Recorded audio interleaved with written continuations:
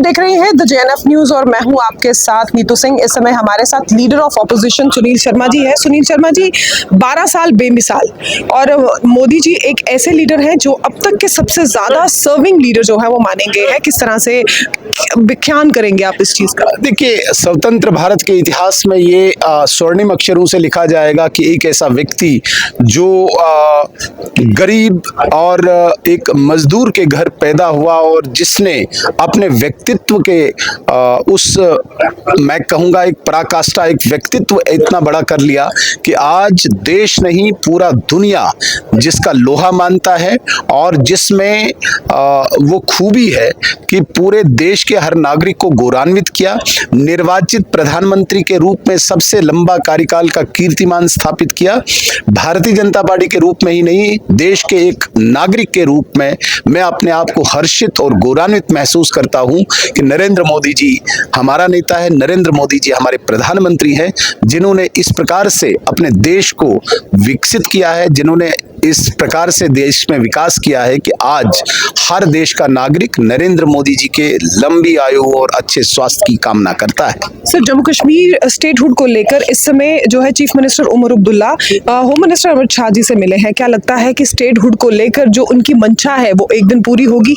मैंने स्पष्ट कर दिया है कि उमर अब्दुल्ला साहब हो या महबूबा मुफ्ती साहिबा हो, वो मीडिया में आके ये कह दें कि अब स्टेटहुड ही चाहिए, 370 का ख्वाब नहीं है, तो स्टेटहुड ऑटोमेटिकली आ जाएगा। दूसरी बात ये क्लियर कर दें कि जो ही लॉ एंड ऑर्डर की से वो कंट्रोल उनके हाथ में आएगा, जम्मू कश्मीर में किसी नौजवान पे गोली नहीं चलेगी। ये वो सिद्ध कर दें, ये वो प्रकट कर दें, प्रस्तुत कर दें, बात रख दें, तो स्टेटहुड तो वैसे ही आने वाला है।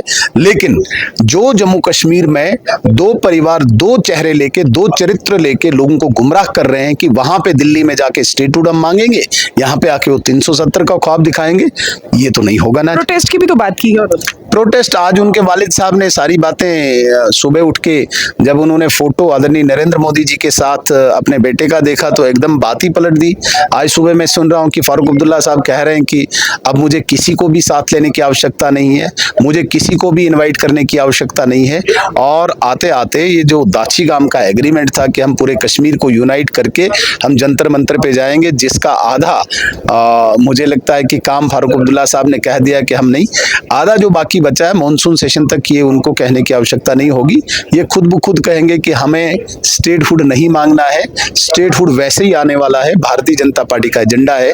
उन्होंने जो एजेंडे का ख्वाब दिखाया था उस पे वो बात करें। दाछीगाम में ये कहा जा रहा था कि जब ये मीटिंग चल रही थी वहां पर ये भी लोगों ने कयास लगाए थे कि ये बस थोड़े ही दिन बच चुके हैं नेशनल कॉन्फ्रेंस सरकार के, जैसे कि आप भी कहते हैं। नीतू जी, मैं आज बड़ी कन्विक्शन के साथ कहता हूँ, सरकार पूरा कार्यकाल नहीं पूरा करेगी और सरकार गिरेगी, ये मैं बड़ी गंभीरता और रिस्पॉन्सिबिलिटी के साथ कहता हूँ। शुक्रिया सर। तो ये थे हमारे साथ leader of opposition Sunil Sharma ji, जिन्होंने साफ तौर पर क्लियर कर दिया है कि सरकार, नेशनल कॉन्फ्रेंस सरकार जो है अपना कार्यकाल जम्मू कश्मीर में पूरा नहीं कर पाएगी। क्या कुछ आपकी राय है कमेंट सेक्शन में बताइएगा जरूर। और इसी तरह की अपडेट्स के लिए आप जुड़े रहिएगा द JNF न्यूज के साथ। कैमरा पर्सन सोनू कोहली के साथ मैं Neetu Singh, the JNF news के लिए। धन्यवाद।